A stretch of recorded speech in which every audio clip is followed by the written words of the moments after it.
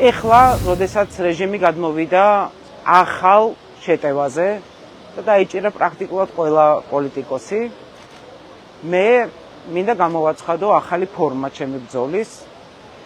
და ეს ფორმა არ არის ან ემოციური, ან გაუაზრებელი. ეს არის გამარჯვებაზე ორიენტირებული ბრძოლა. მე რუსთაველზე ვიწყებ შიმშილობას. აქ არ მოვიცვლი აქედან ფეხს. ეს შიმშილობა არ არის თავგანწირული, უბრალოდ რაღაცა სასოწარკვეთილი ნაბიჯი.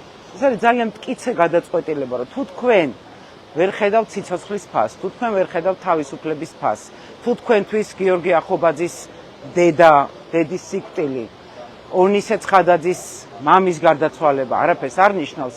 აგერ არის ჩემი სიცოცხლეც, ჩემი თავისუფლებაც და მაინც ვერ მოგვერევით. ეს არის ჩემი განაცხადი ქართული ოცნებისთვის. მეორე განაცხადი არის ხალხისთვის.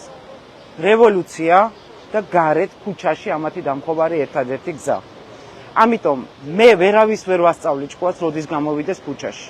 მე ვერავის ვერ მოვუწოდებ, რომ ან იშიმშილოს, ან ციხეში ჩაჯდეს, ან როდის გამოვიდეს. მე მხოლოდ ჩემი მაგალითით შემიძლია ვთქვა, რომ მე ვარ მზად, რომ თავი შევწირო ამ რეჟიმს და შევწირავ. მადლობა დიდი.